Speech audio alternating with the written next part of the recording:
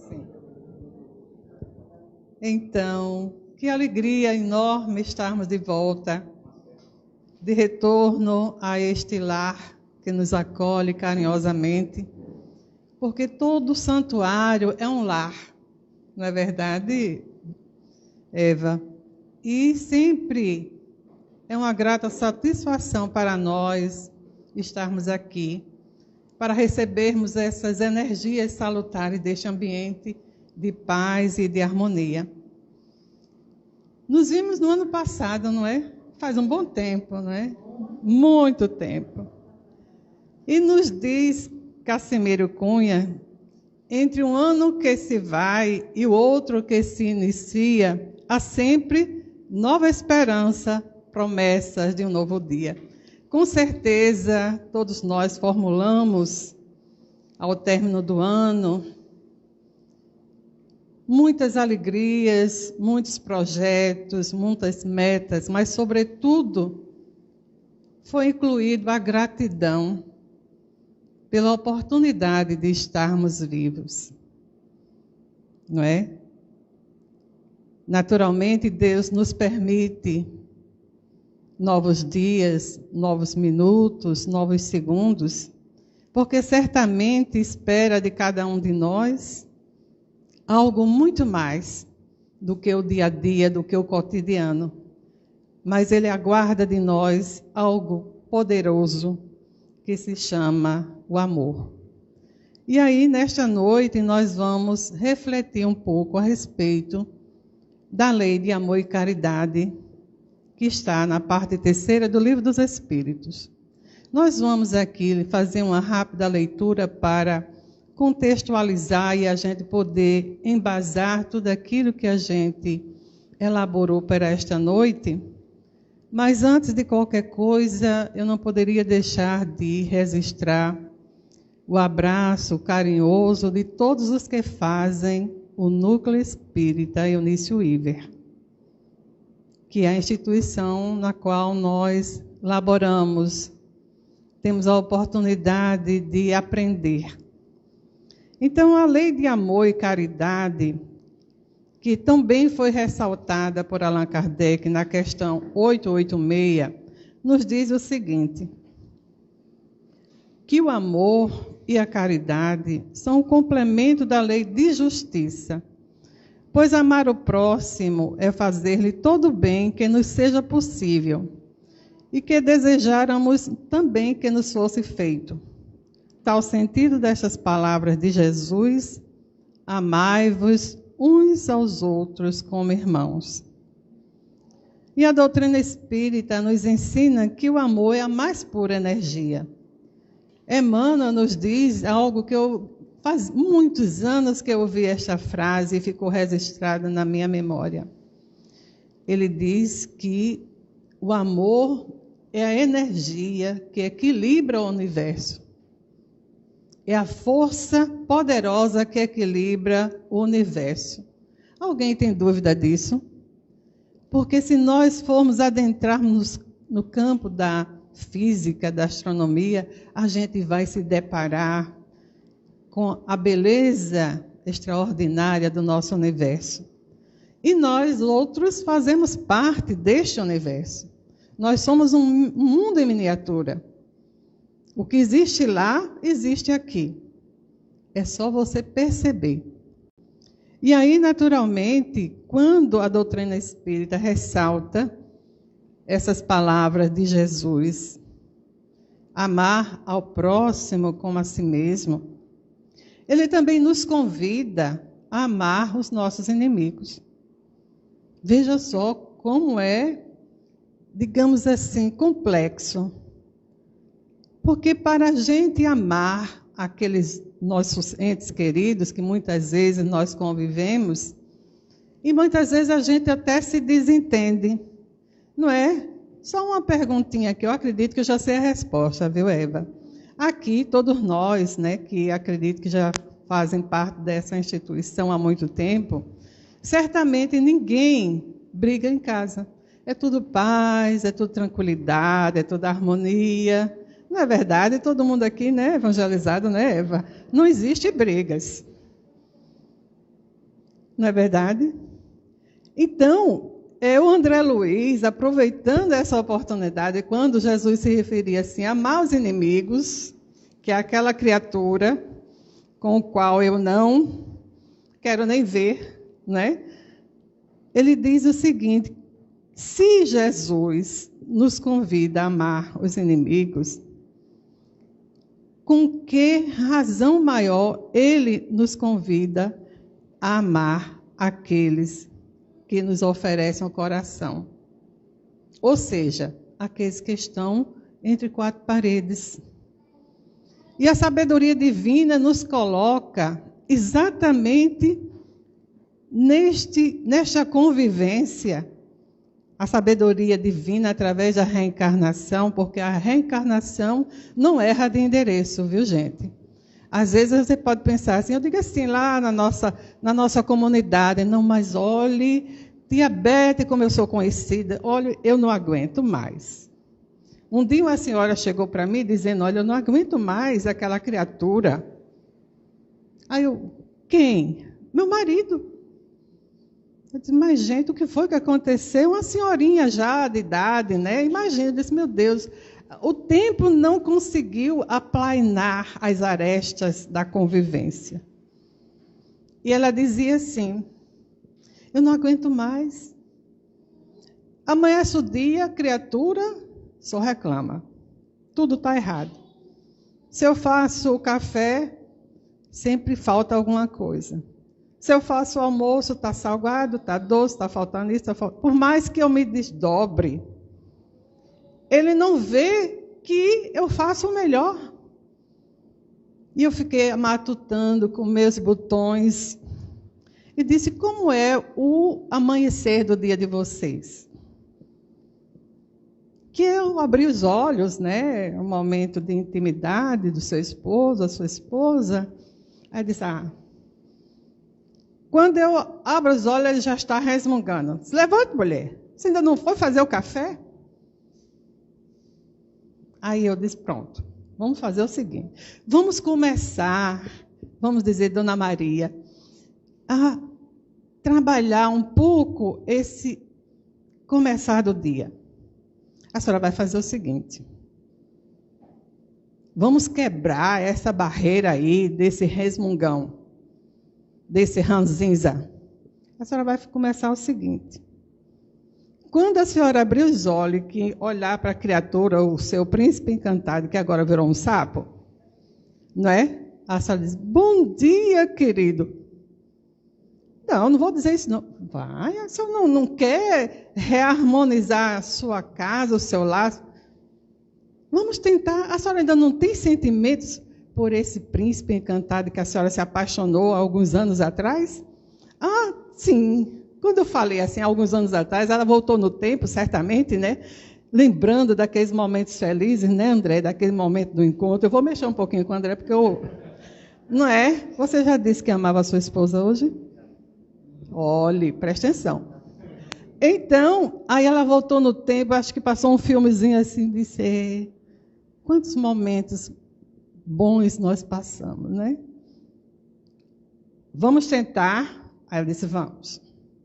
Primeira coisa, mais o dia. Bom dia, meu querido. E vai fazer as suas coisas. Sai de perto e começa a fazer o café. Muito bem. Passou uma semana, passou duas, passou um mês, eu disse, pronto, aconteceu alguma tragédia.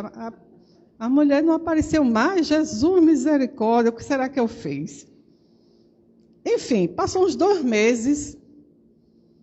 Aí, quando eu vi ela adentrando, né, no salão, eu disse, que bom, ela voltou. Nada aconteceu, espero que não, né? Mas, muito bem. Lá, quando terminamos a reunião, aí ela, tia Bete, eu quero lhe falar uma coisa. Eu disse, meu Deus, o que será?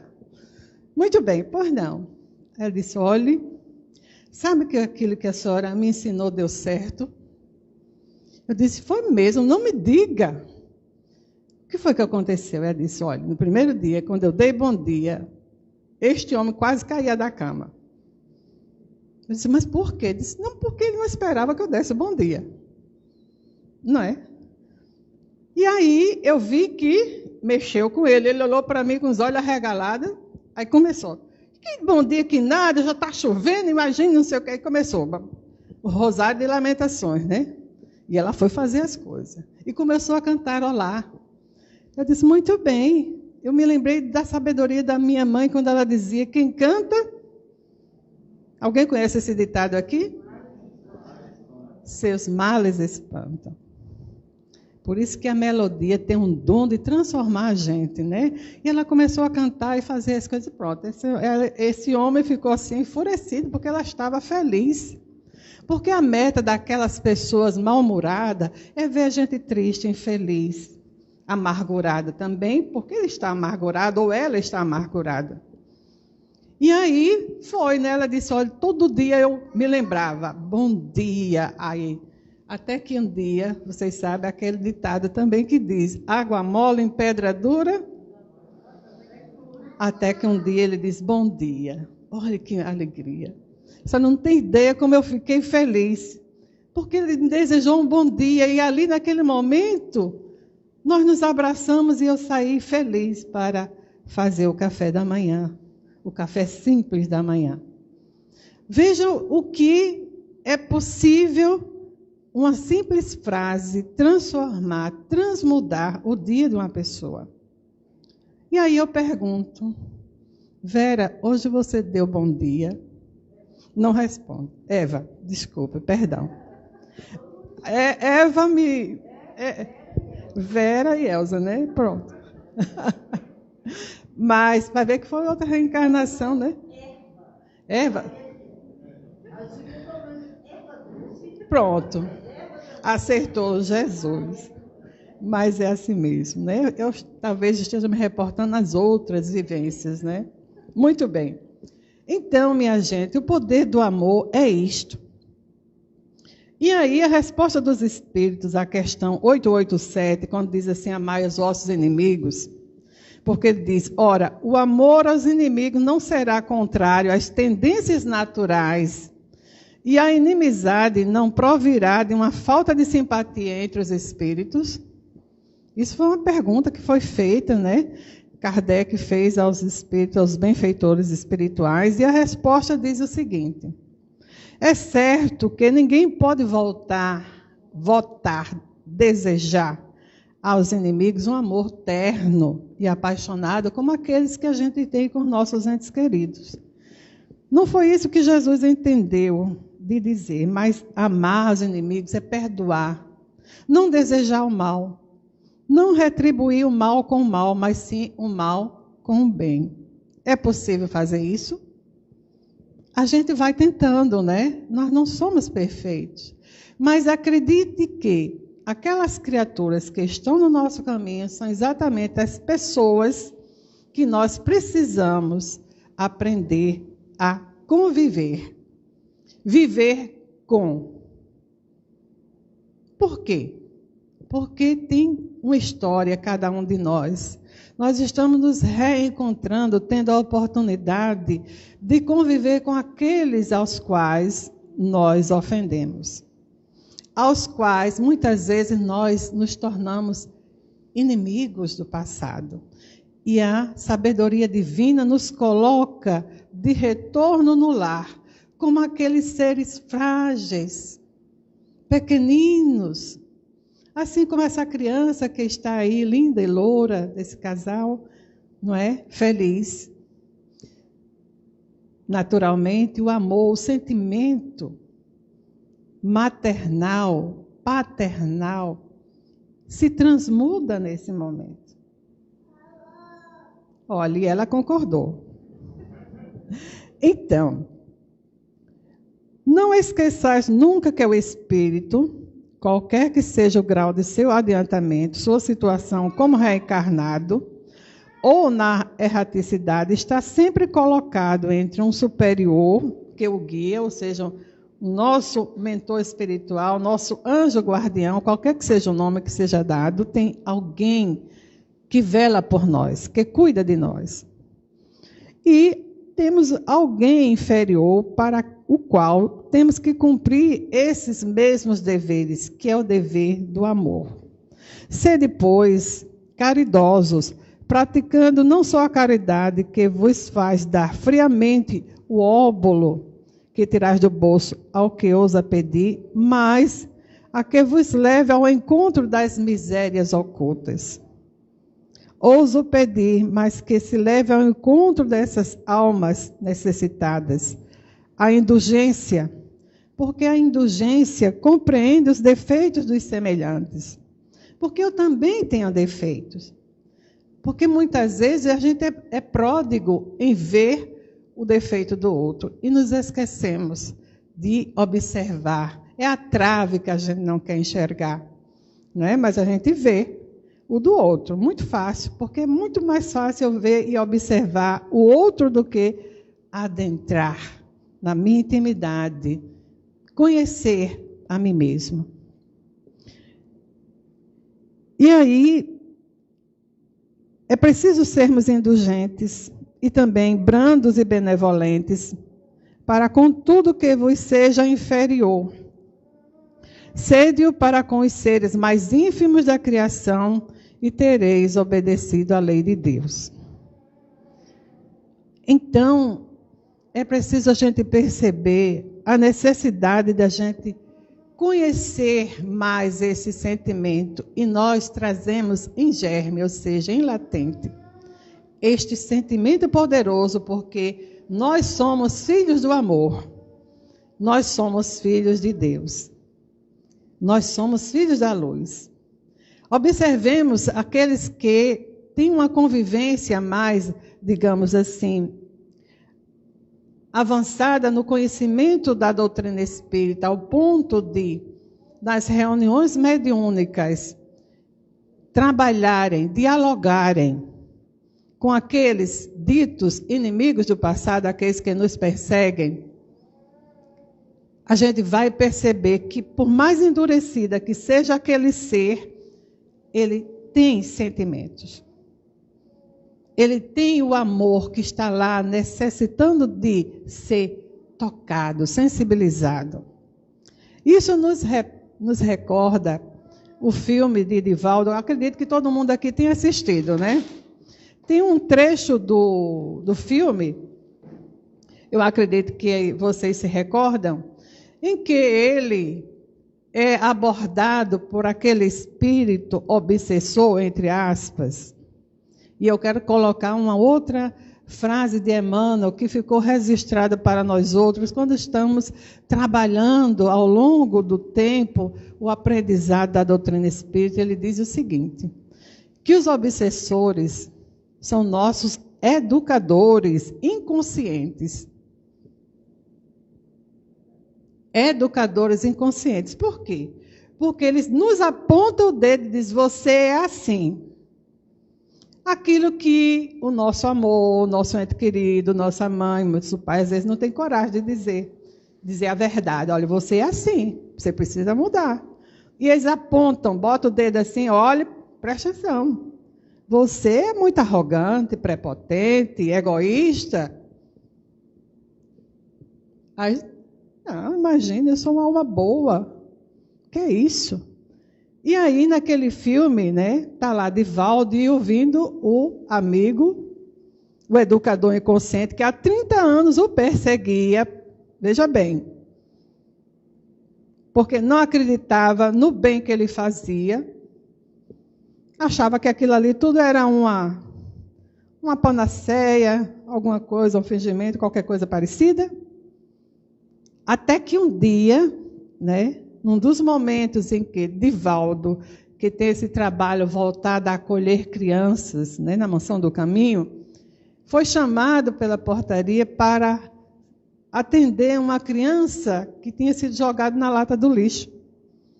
E ele foi, né, a portaria veio chamar, ele foi lá acolher a criança e viu a criança toda cheia de formiga, toda feridenta, toda chagada. Imagine a condição dessa criança. Era uma criança afrodescendente, não é? Que tinha sido abandonada ali.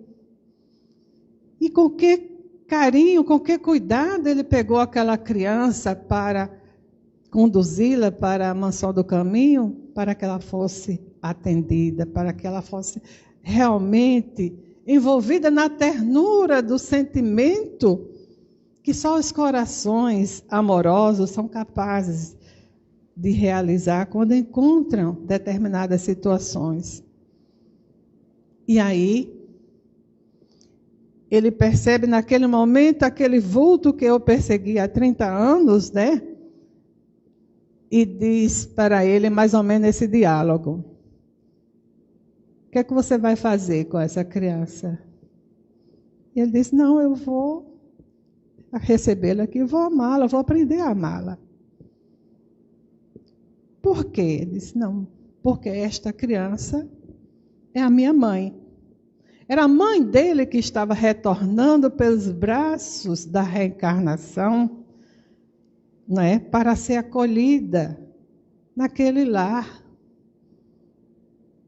Aí Edivaldo disse, agora a minha vingança será maligna. Ele não disse isso, naturalmente, eu estou só aqui acrescentando um pouquinho, né, no caldo. Aí ele disse, é sua mãe? Vou dar uns beliscões bons nela. Você não vai fazer isso. Claro que ele não ia fazer, né? Mas, assim, para espicaçar um pouco, o VDH estava, está vendo? Agora você sabe o que é bom, né? O que a gente passou aí esse tempo todo. Ele disse, olha, naquele momento, aquele espírito endurecido que eu perseguia há tanto tempo, e não era apenas 30 anos nessa reencarnação, já vinha de longa data. Aí disse assim, se você realmente amar esta criança, eu mudarei. Veja só, o poder do amor. E qual não foi este momento? A espiritualidade conduziu tudo isso para aquele espírito se sentisse tocado lá dentro, no seu coração, na intimidade do seu ser. O amor. No outro momento, Hermínio C. de Miranda nos fala o seguinte. Ele diz que também trabalhava há muito tempo, ele agora se encontra na espiritualidade, os livros dele são fantásticos. Principalmente um livro que nós temos como uma base fundamental para o estudo, o diálogo com as sombras, né? Quem conhece já é muito importante. Quem não conhece, sinta-se convidado a conhecer Diálogo com as Sombras. É um estudo aprofundado sobre a mediunidade, o diálogo com as sombras, sobre este contato sempre com os espíritos benfeitores e também com os espíritos ditos educadores inconscientes. Então, Hermínio diz o seguinte, que o grupo, que era um grupo muito pequeno, que trabalhava exatamente para atender aqueles espíritos muito endurecidos, mas não eram espíritos, às vezes a gente diz assim, não, são espíritos que são ignorantes, entre aspas, aqueles que ignoram, né? Mas não, são espíritos inteligentíssimos, sagazes, sabe? Que usam a inteligência não para o bem, muitas vezes, utilizam-na para o mal, perseguindo, destruindo, querendo acabar grupos, as instituições espíritas. E um desses aí que fazia questão de estar ferrenhamente neste embate constante com esse grupo, porque ele queria acabar com aquele grupo. Aquele grupo estava, digamos assim, convidando os seus sequazes, né? Ou seja, os seus comparsas, para mudar. E ele não queria perder o seu contingente que ele usava para perseguir, para destruir lares e por aí afora. Até que um dia ele disse, não, vou reunir aqui um material, porque eu descobri, eu fiz a ficha de cada um. Isso é do tempo de ficha, né? Hoje não se usa mais, o arquivo, né? O arquivo de todos que fazem parte deste grupo. Sei cada um quem é, o que fez de errado, por que estão aqui agora, nesse momento, passando pelo que estão passando. E eu vou desmascarar todos vocês na reunião. Isso ele disse numa reunião para dizer na outra, né? Se preparem, porque vão cair as máscaras de vocês. E aí o Hermínio, juntamente com sua equipe, né, começaram a orar, a pedir aos benfeitores espirituais que os ajudassem. E principalmente ajudasse esse irmão que ainda se encontrava tão endurecido, né, que não compreendia o porquê daquele grupo estar, em nome do infinito bem, colaborando para resgatar aqueles espíritos doentes. E assim passou-se o tempo, só que nesse intervalo, né, muitas coisas aconteceram. Observe que os espíritos nos acompanham. E digo, os espíritos benfeitores, quando nós estamos sintonizados com eles, e também aqueles outros, nossos educadores inconscientes, né, que estão no nosso calcanhar para nos ajudar a trabalhar nossas imperfeições. E aí, chegou o dia da próxima reunião, né? E Hermínio, juntamente com outros médios, que viam o espírito, viram que ele estava assim com várias, digamos assim, pastas, né? Cada uma correspondia, digamos, a todos aqueles membros do grupo. E aí disse o seguinte, só que ele já não estava com aquela disposição de ânimo de vingança, sabe? De dizer assim, agora vou acabar com tudo isso, né? Está assim, se achando o máximo. Não, ele já estava assim, como se fosse um tanto quanto constrangido. Mas ele estava ali. Aí, naturalmente, ao abrir a reunião, o Hermínio, né, solicitou aos amigos espirituais que conduzissem aquele trabalho naquele momento, que tudo fosse conforme a vontade do Pai. E ali, né, naquele momento em que ele achava que iria desmascarar todo mundo, ele convocou, por não, meu irmão, nós estamos aguardando a sua fala. O que você tem para dizer para nós? Aí, qual não foi a surpresa de Hermínio e dos companheiros? Aquele homem transmudou a sua face, que antes era uma face irada, passou a ser uma face mais branda, né? E ele disse, não, eu realmente estava com a pretensão de destruir todo esse grupo. Mas e o que foi que aconteceu? Ele disse, algo aconteceu durante essa semana. E aí ele passou a relatar, observem. Ele disse que acompanhava determinadas pessoas do grupo, e eis que um dia ele foi na casa de uma senhora, uma médium, que fazia parte daquele grupo. E aquela senhora, no seu cotidiano, no seu dia a dia, né? Eis que de repente alguém toca a campainha, ela vai atender, e ela vê um homem muito assim sofrido pelo aspecto que ele se encontrava. E ele pergunta, a senhora se lembra de mim? Aí ela disse, mais ou menos. Disse, olha, eu já fiz um trabalho para a senhora, eu sou eletricista. A senhora não tem um trabalho aí para mim fazer para a senhora? Aí ela observou assim, e disse, na verdade ela não tinha nenhuma coisa quebrada que pudesse ser consertada, mas ela se sentiu tocada por aquele gesto daquele homem, pedindo para fazer alguma coisa. E ela sentiu no seu coração, disse, não, eu vou ajudá-lo. Por não, vamos entrar.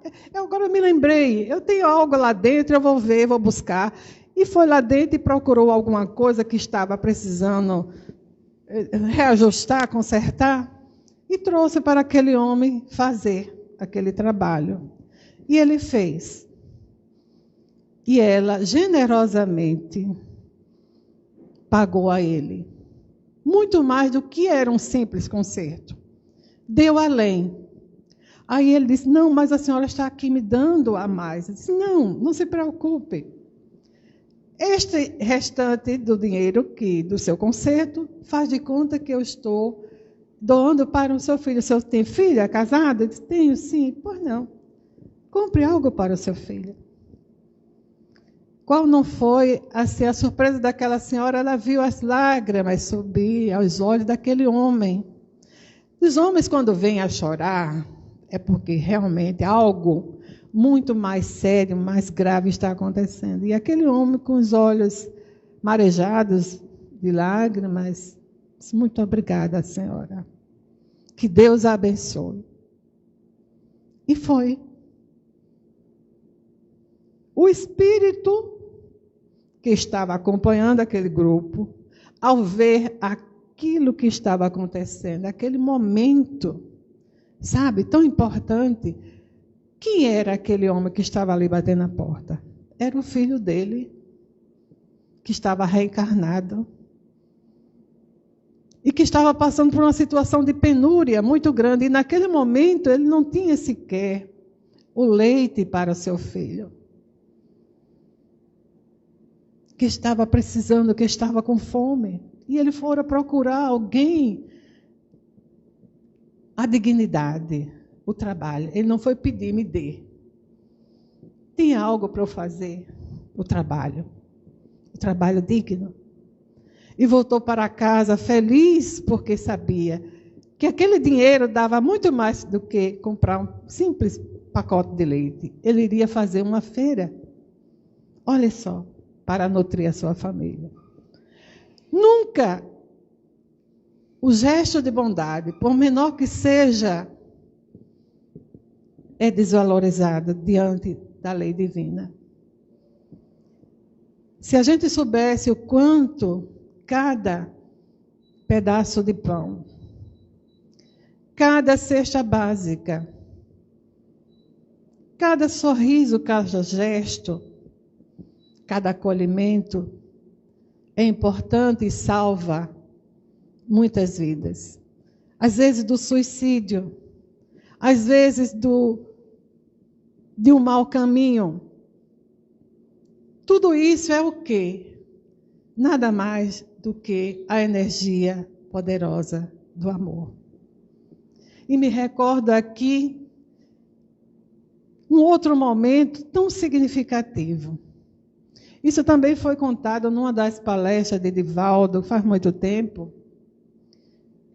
Ele disse que quando jovem, né, às vezes, no período que ele saía do trabalho, no intervalo do almoço, ele saía, iria pelas ruas onde tinha aquelas igrejas antigas, e em um determinado momento, ele que tem o dom da vidência, né? Ele viu à porta da igreja um frade. E quando ele ia passando por ali, aí o frade o chamou: venha cá, meu irmão. Ele entrou, né? Ele viu que era um espírito de alta envergadura espiritual que estava ali. E o espírito convidou a ver, entrar naquele recinto, naquele santuário, e lá não tinha ninguém, não era horário de missa, não era horário de oração, mas as portas estavam abertas. E aquele espírito disse: aqui é um santuário semelhante a outros santuários onde a misericórdia infinita de Deus se manifesta. Porque Deus é amor e Deus está em toda parte. Observe. Aí ele vê uma jovem que chorava num canto, lá no banco, né?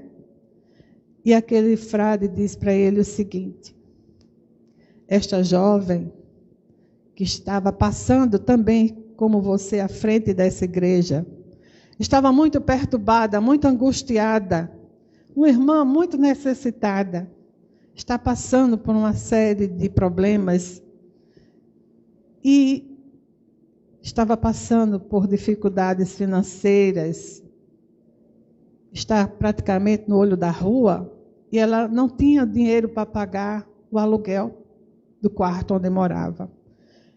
E estava pensando o que fazer. Foi convidada para se prostituir, para vender o seu corpo em troca de dinheiro. E ela, angustiada, passava aqui de frente da igreja. E eis que a sua mãezinha desencarnada, de tanto rogar, de tanto pedir a Deus, pediu para que naquele momento pudesse se aproximar, envolvê-la eternamente, dizer-lhe aos ouvidos espirituais: entre aqui, minha filha, vamos orar, Deus não abandona ninguém. E aquela jovem adentra, quase que automaticamente, né? Ela sente um chamado e adentra aquele santuário e começa a chorar, porque vem à sua memória a figura da sua mãezinha. E naquele momento a espiritualidade começa a trabalhar aquele espírito sofredor, para que ela não se desviasse do caminho que ela precisava seguir. E ali, recolhida naquele santuário, ela começa a orar. E qual que, se fosse uma energia suave, começa a envolvê-la eternamente. E ela se sente renovada espiritualmente para seguir outro caminho. Porque Deus não desampara ninguém. Então, assim, aquele frade, aquele frei ali estava mostrando que a bondade infinita de Deus está em toda parte.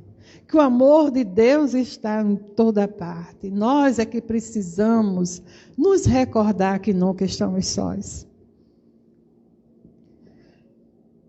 E isto, nesta continuidade, né, sobre a reflexão poderosa do amor, nos recordamos, e eu pensei assim, sabe, André, de repente, quem sabe,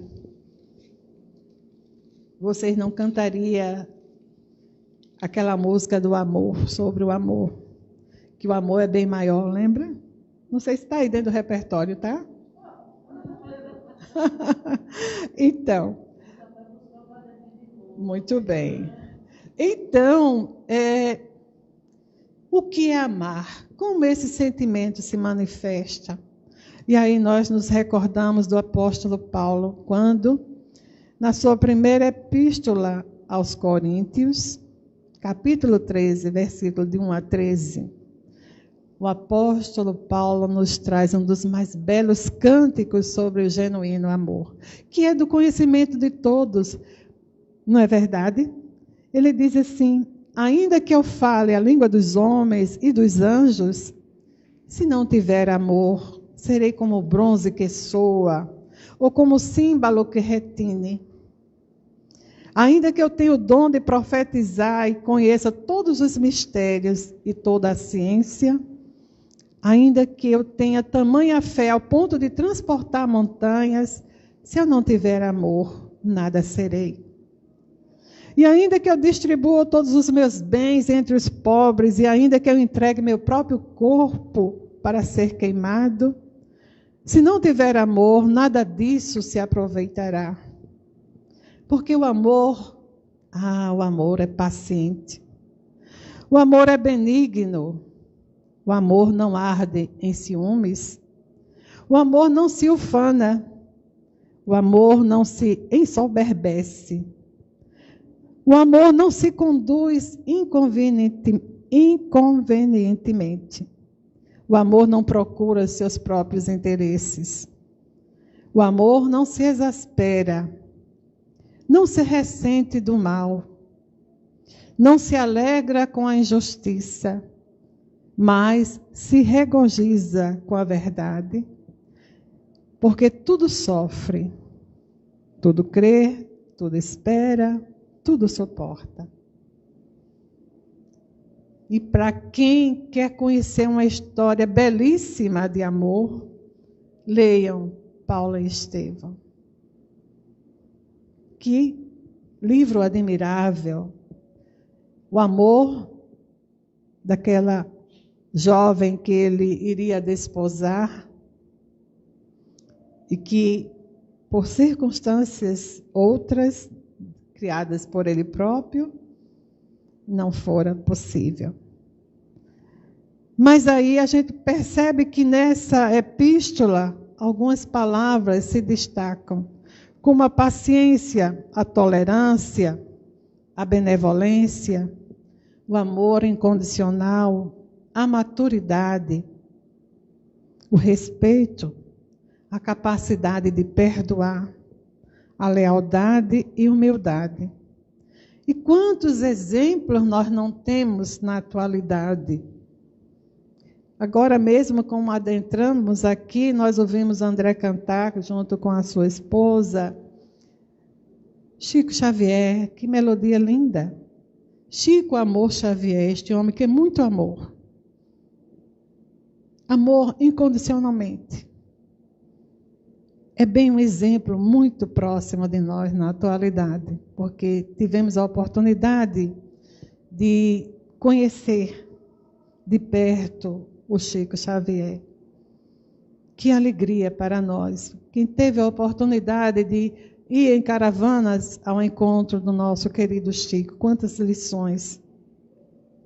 Poderíamos destacar também Irmã Dulce, Madre Teresa de Calcutá, Eunício Iver, Francisco Cândido Xavier, Joana e tantos espíritos amigos que estão aí para nos mostrar que é possível alcançarmos esta condição amorosa que o Cristo nos convida a amar uns aos outros. E ele foi tão extraordinário, este psicoterapeuta fantástico que ainda hoje revoluciona a humanidade. Ele nos ama como nós somos. Amai-vos uns aos outros como eu vos amo. Jesus nos conhece, sabe como nós somos, sabe ainda das nossas fragilidades, que a semelhança de Pedro, né? Muitas vezes negamos a Jesus nas nossas atitudes. Mas Jesus, ele nos conhece, como ele conhecia Pedro e seus amigos daquele apostolado. Mas eu me reporto principalmente a Pedro, que se aproxima muito de nós pelas suas fragilidades, pelas suas imperfeições. E ele chamou Pedro certo dia, quando retornou do mundo espiritual, no primeiro contato que ele teve com os seus amigos, que surpresos, muitos não acreditaram que Jesus estava ali de retorno.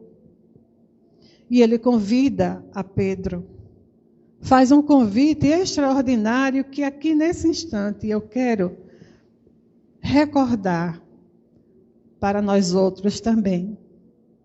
Jesus se dirige a Pedro e diz assim: Pedro, tu me amas? Qual não foi a surpresa daquele amigo querido que muito amava Jesus? Se apressou, como muitas vezes nós, na nossa ansiedade em querer responder e querer resolver. Sim, Senhor. Sim, eu te amo. O seu amor realmente existia. Houve um breve silêncio e novamente Jesus pergunta: Pedro, tu me amas? Tu me amas mais do que a estes aqui? Imagine se Jesus nos perguntasse a cada um de nós se o amássemos, se o amávamos, se nós o amamos. Ele ainda hoje nos busca a semelhança de Pedro, nos convidando a este sentimento poderoso que transforma vidas. E naturalmente, o Pedro, surpreso, algo se indagando, puxa vida, será que Jesus não acredita no que eu estou dizendo? Sim, mestre. Sim, eu te amo. Por ti eu daria a minha vida. E Jesus, que eu conhecia, sabia que ele tinha negado, não é? Mas qual não foi o sentimento de arrependimento que aquele homem passou, a sua tristeza? Porque quando a gente ama e nega o nosso amor àquele ente amado, imagine o sofrimento psicológico, mental, espiritual.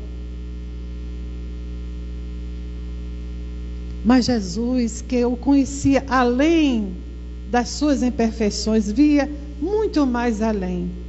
Ele via aquele homem que iria se autossuperar, queria vencer as suas próprias imperfeições e, em nome do amor, ele iria conseguir ser a pedra angular que iria conduzir muitas almas, iria ser aquele pescador de almas que inicialmente Jesus o convidara.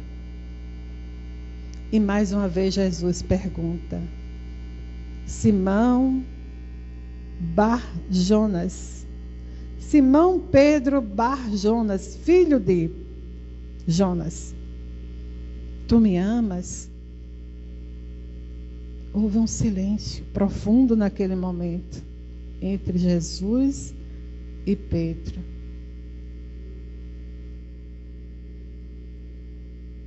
Como se fosse um longo tempo de profunda reflexão para aquele espírito. E ele responde: sim, mestre, eu te amo. Com lágrimas nos olhos, porque realmente ele se conhecia e sabia que mesmo amando Jesus, ele ainda precisava se levantar, se reerguer sobre si mesmo, para realmente corresponder àquele amor profundo que Jesus o convidava. Assim, acredito eu, que nós outros somos convidados a este sentimento. E eu sempre me pego nos momentos de dificuldades, nos momentos difíceis pelos quais nós passamos, nos momentos de prova, sabe? Eu me recordo de Pedro. Ele é tão humano quanto nós outros. Mas ele conseguiu. Ele venceu a si mesmo. E por amor a Jesus, doou a sua vida. E nesse momento, ao sairmos daqui, de retorno aos nossos lares, leve o amor para os seus entes queridos. O gesto singelo. Nas ações, nas atitudes, no carinho que é possível, no bom dia, no abraço, no perguntar como você está. Eu tenho um filho adolescente, não parece, mas tenho, viu, gente? É um filho do coração muito querido. E sempre eu, diariamente, pergunto para ele como ele está. Normal. Respostas dos jovens de hoje, né? Como foi o seu dia, meu filho? Chega em casa, como foi o seu dia? Isso é amor, em outras palavras. Porque as mães e os pais se preocupam com os filhos. Não percam de vista seus filhos. Mesmo que eles não entendam, um dia eles vão entender. Um dia eles vão sentir saudades daquele tempo em que a mãezinha perguntava: ô meu filho, como é que você está? Ô meu filho, já levou o agasalho? Ô meu filho, já vai? Deus te abençoe. Sempre envolvam seus filhos, seus entes queridos, E também aquelas outras pessoas difíceis que estão na nossa vida, na bênção divina. Que Deus te abençoe. Aí a gente consegue tocar, transmudar, porque só o tempo é capaz de entender um grande amor. Por isso, queridos amigos, estamos chegando ao término de mais um momento de singelas reflexões para nós outros. Mas é porque nesses momentos difíceis pelos quais nós estamos passando, onde novamente nós estamos sendo, digamos assim, envolvidos numa onda de medo, de pânico, de pavor, diante de mais um Covid transmudado, da influenza, que a gente possa se arvorar no sentimento do amor que transforma, que nos protege, que cria uma aura de segurança e de tranquilidade. É certo que poderemos adquirir a doença? Sim. Mas precisamos nos resguardar nos cuidados necessários, como Eva inicialmente colocou. Mas, sobretudo, não abrirmos brechas para um sentimento negativo e infeliz que se chama o medo. Ele abre brechas na nossa alma e faz com que a gente abra a guarda, muitas vezes ficando à mercê de outras influências. Confiemos em Deus sobretudo, mas também façamos a nossa parte, não é? Ajuda-te que o céu te ajudará. Precisamos, sim, nos revestir desse sentimento e aproveitarmos a bênção do tempo. O tempo que ainda temos para poder vivenciar o amor. E eu gostaria de encerrar, se vocês ainda me permitem. Tem um minuto, Evinha? Tem um minuto? Só para ler uma mensagem linda. Diz assim: quando nas horas de íntimo desgosto, o desalento te invadir a alma e as lágrimas te aflorarem os olhos, busca-me. Eu sou aquele que sabe sufocar-te o pranto e estancar-te as lágrimas. Quando te julgares incompreendido pelos que te circundam e vires que em torno de ti a indiferença recrudesce, acerca-te de mim. Eu sou a luz, sob cujos raios se aclaram a pureza de tuas intenções e a nobreza de teus sentimentos. Quando inclementes te açoitares os vendavais da sorte e já não souberes onde reclinar a cabeça, corre para junto de mim. Eu sou o refúgio, em cujo seio encontrarás guarida para o teu corpo e tranquilidade para o teu espírito. Quando te debateres nos paroxismos da dor e tiveres a alma ulcerada pelos abrolhos dos caminhos, grita por mim. Eu sou o bálsamo que te cicatriza as chagas e te minora o padecimento. Quando a tristeza e a melancolia te povoarem o coração e tudo te causar aborrecimento, clama por mim. Eu sou a alegria que te insufla um novo alento e te faz conhecer os encantos do teu mundo interior. Quando a impiedade se recusar a revelar-te as faltas e experimentares a dureza do coração humano, procura-me. Eu sou o perdão, que te levanta o ânimo e promove reabilitação de teu espírito. E quando duvidares de tudo, até mesmo das tuas próprias convicções, e o ceticismo te avassalar a alma, recorre a mim. Eu sou a crença que te inunda de luz, o entendimento e te reabilita para a conquista da felicidade.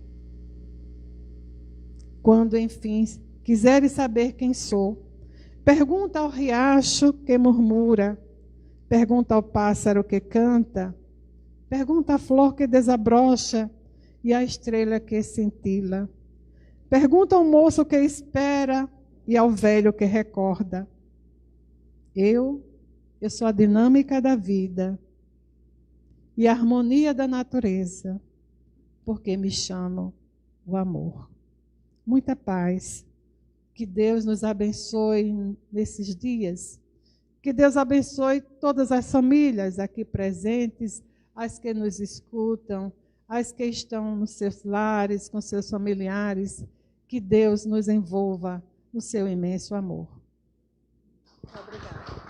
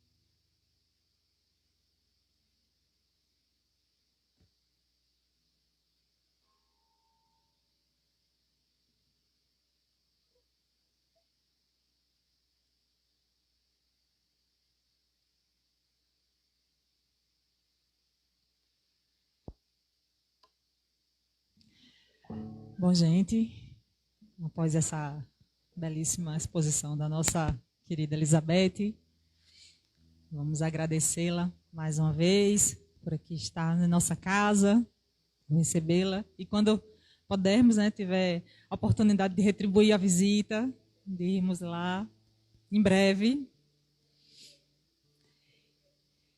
Assim seja.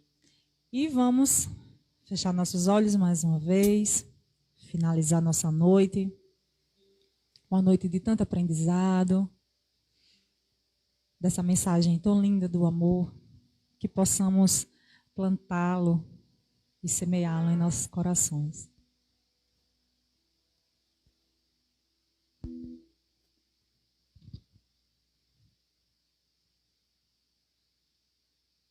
Som. Vamos tentar cantar essa música que você nos pediu aqui.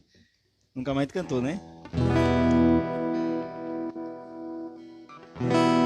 O amor é o bem maior, riquezas de valor para o coração, para o coração.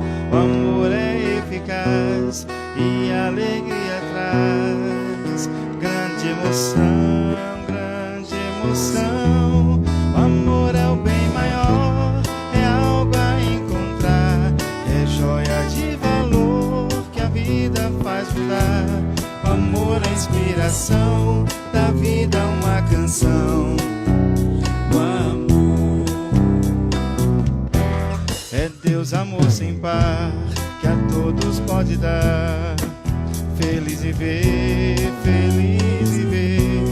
Foi Deus quem fez Jesus nascer em meio à luz, mudar o meu viver, mudar o meu viver.